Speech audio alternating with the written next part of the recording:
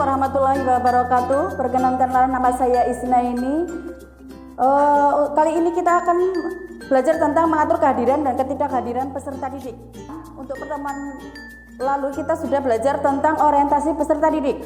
Dalam manajemen peserta didik tadi kita sudah akan membahas tentang mengatur kehadiran peserta didik dan ketidakhadiran peserta didik, dan ada beberapa indikator diantaranya, yaitu ada batasan kehadiran dan ketidakhadiran peserta didik, lalu ada sebab-sebab ketidakhadiran peserta didik, lalu ada peserta didik yang datanya terlambat, lalu ada juga pendekatan peningkatan kehadiran peserta didik dan catatan kehadiran dan ketidakhadiran peserta didik.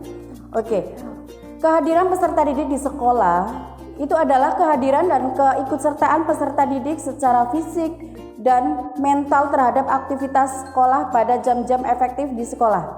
Sedangkan ketidakhadiran adalah ketiadaan partisipasi secara fisik peserta didik terhadap kegiatan-kegiatan sekolah. Oke, indikator yang pertama tadi adalah sebab-sebab ketidakhadiran peserta didik.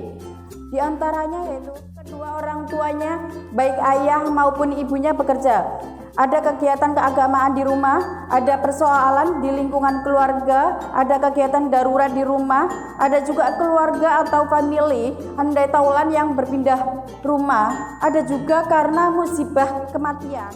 Itulah sebab-sebab dari keluarga. Ada juga penyebab ketidakhadiran yang bersumber dari peserta didik itu sendiri. Di antaranya yaitu ada lupa tidak bersekolah, mungkin karena bangunnya kesiangan. Lalu moral tidak baik, lalu terjadi perkelahian antara peserta didik, lalu sakit yang tidak diketahui kapan sembuhnya. Ada juga karena transportasi sekolah yang tidak memadai.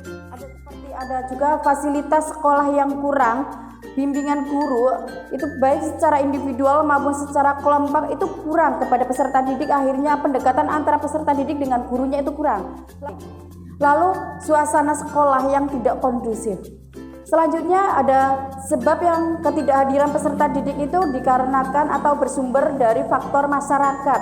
Yang pertama diantaranya yaitu ada terjadinya ledakan jumlah penduduk. Misalnya masyarakatnya itu banyak banget. Itu situasi yang genting di masyarakat, misalkan ada demo dan lain sebagainya. Lalu ada kemacetan jalan, mungkin ada perbaikan jalan, mungkin lagi sekarang di bulan Agustus ya, mungkin ada yang namanya karnaval dan lain sebagainya. Selanjutnya yaitu tadi indikator berikutnya adalah jenis ketidakhadiran peserta didik di sekolah. Di antaranya yaitu ada ketidakhadiran tanpa memberi izin atau yang dikenal dengan membolos. Lalu ketidakhadiran beberapa jam pelajaran karena terlambat. Pendekatan peningkatan kehadiran peserta didik itu sendiri seperti apa? Yaitu usaha-usaha yang dapat dilakukan untuk meningkatkan kehadiran peserta didik di sekolah. Antaranya yaitu ada perbaikan lingkungan rumah, ada lingkungan sekolah, ada perbaikan dari diri peserta itu sendiri dan perbaikan lingkungan masyarakat.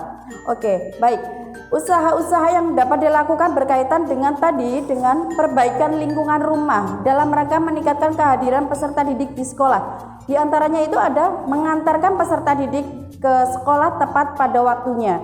Lalu peserta didik itu diberi pekerjaan tertentu dan memerintahkannya untuk mengumpulkan di sekolah. Lalu orang tua berusaha membantu waktu tidur anaknya agar yang bersangkutan itu tidur tepat waktu sehingga dapat bangun tepat waktu. Lalu usaha-usaha yang dapat dilakukan berkenaan dengan perbaikan kondisi sekolah, di antaranya yaitu melibatkan guru secara aktif dalam upaya meningkatkan kehadiran peserta didik. Lalu selalu mempresensi peserta didik pada saat awal masuk kelas. Jadi baik pada saat jam-jam pertama maupun pada jam-jam setelah istirahat atau pergantian jam. Jadi misalkan gurunya ganti, sebaiknya itu ada absensi selanjutnya. Lalu mereka yang dapat tidak ada pada jam-jam tertentu itu dapat dicatat dalam buku absensi dan digolongkan sebagai peserta yang tidak hadir. Oke, terima kasih. Cukup sekian dari saya. Wassalamualaikum warahmatullahi wabarakatuh.